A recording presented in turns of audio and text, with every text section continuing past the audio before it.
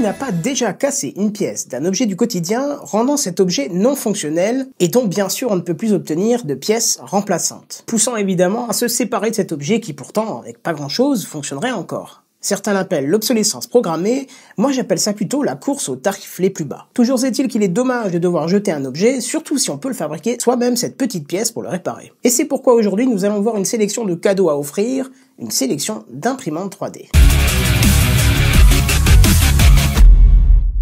L'impression 3D est un procédé de fabrication par ajout de matière, généralement couche par couche, et possible en plein de matières différentes, même si le PLA, qui est un plastique issu de l'amidon de maïs, reste le plus répandu. Si vous n'arrivez pas à vous représenter ce qu'est l'impression 3D, je vous invite à consulter une autre vidéo sur la chaîne que j'ai fait à ce sujet et qui détaille les enjeux et les intérêts de cette technologie qui entrera à coup sûr dans votre habitat, aussi bien que l'imprimante traditionnelle a pris sa place il y a quelques années. Mais bref, attaquons.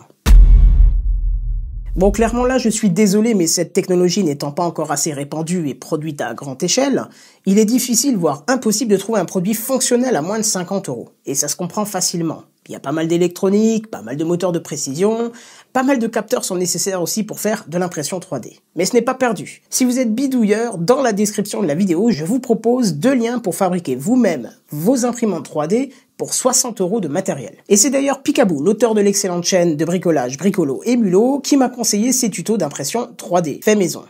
Alors n'hésitez pas à aller jeter un œil à sa chaîne, je vous mets aussi le lien dans la description de la vidéo.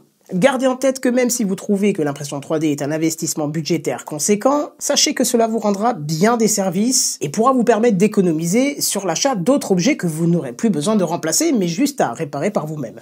Et puis même l'impression 3D peut servir au quotidien pour des choses dont on ne se doute même pas. Je vous laisse chercher par vous-même. Pour un prix d'entrée extrêmement bas de 159,99 € dans le monde de l'impression 3D, nous retrouvons Anet, et sa A8, qui a clairement été l'imprimante 3D la plus populaire de cet automne 2018.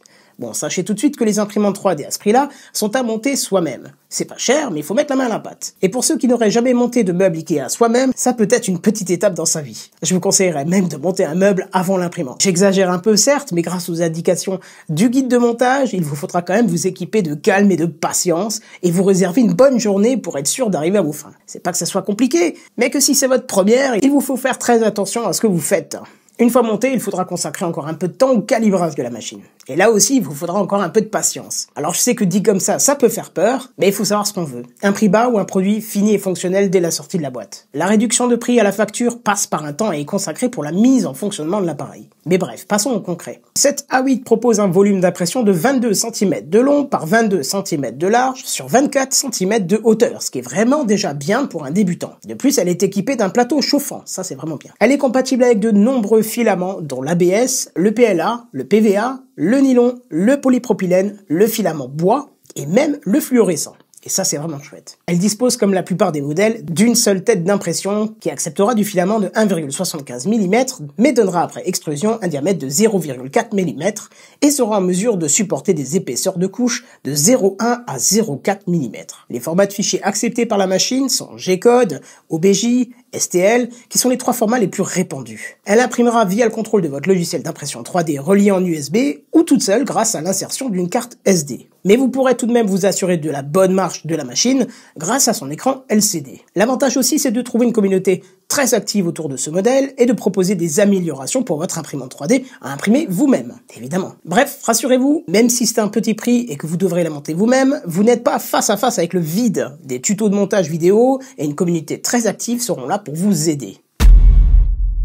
Pour tout juste 199 €, c'était la Creality Ender 3 que nous allons avoir à faire. Et en plus, elle a été élue meilleure imprimante 3D de l'automne 2018 par le site all3dp.com, qui est un site de renommée internationale sur l'impression 3D. On y retrouve des dimensions d'impression de 22 cm de long par 22 cm de large sur 25 cm de haut, et elle est équipée aussi d'un plateau chauffant. À savoir que sans plateau chauffant, il est recommandé d'utiliser de la colle en bombe pour que la pièce qui s'imprime adhère au plateau. Donc c'est bien pratique quand il y a un plateau chauffant justement.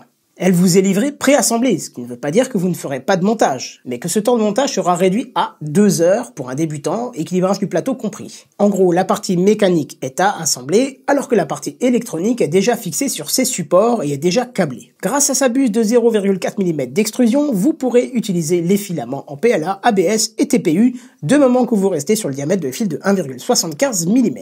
Sa vitesse d'impression est assez conséquente car elle est en mesure de supporter les 200 mm par seconde pour une résolution de couche de 0,1 mm, ce qui est assez fascinant pour une machine à ce prix-là. Une dernière fonction assez impressionnante par rapport au prix, c'est sa possibilité de récupérer et de reprendre une impression après une coupure de courant ou une déconnexion. Ça c'est fou, et ça vous économisera du fil, croyez-moi. Tout comme la précédente, elle pourra imprimer grâce au contrôle logiciel via USB, Cura est d'ailleurs recommandé par les fabricants.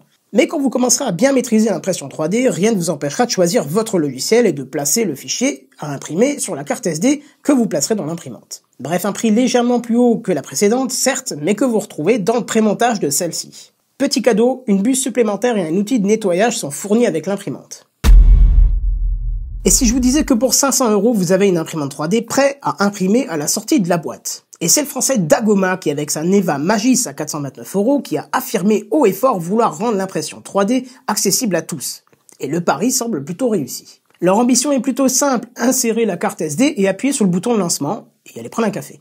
Enfin bon, dans le monde de l'impression 3D, vous avez plutôt le temps d'aller prendre un café, de faire à manger, faire la lessive, l'étendre, la regarder sécher, la repasser, la plier et la ranger. Toujours est-il que c'est la promesse de Dagoma, l'insimplicité. Mais la simplicité a un prix, et en plus des 500 € d'investissement, il faudra se satisfaire d'une surface d'impression plus petite de 18 x 20 x 18 cm, d'une vitesse allant de 30 à 100 mm par seconde, et d'un plateau non chauffant. Mais Dagoma propose une nouvelle technologie de plateau à surface d'accroche Build Tack, qui vous permettrait même d'imprimer à l'envers. Autre élément vraiment intéressant de cette imprimante, la possibilité native de pouvoir changer le filament pendant l'impression. Pratique pour changer de couleur. D'ailleurs, la Neva Magis insère et éjecte elle-même le filament.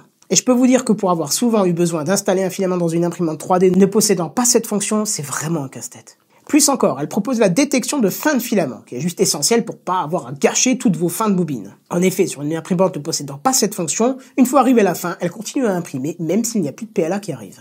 Par contre, autre point négatif, selon toutes mes recherches, elle ne semble accepter que du filament en PLA. Mais bon, pour le prix de la tranquillité, c'est déjà pas mal. Et on terminera avec la CR10S, encore de la marque Creality, à 369 €, qui se différencie par sa taille d'impression de 30 cm par 30 cm sur 40 cm de hauteur. Elle vous sera aussi livrée préassemblée, il ne vous restera plus qu'à mettre le plateau. Elle reprend toutes les fonctions ultra pratiques des modèles précédents, c'est-à-dire la détection de fin de fil, la reprise en cas de coupure, elle supporte la quasi-totalité des filaments tels que l'ABS, le PLA, le PETG, mais aussi les filaments flexibles. Elle supporte aussi des vitesses d'impression allant de 20 à 300 mm par seconde, mais attendez-vous quand même à faire les équilibrages à la main. On n'est pas sur un modèle qui imprime dès la sortie de la boîte non plus. Bon, je rentre pas dans les détails, vous avez compris qu'avec l'impression 3D, les spécificités des machines ne sont pas le plus important.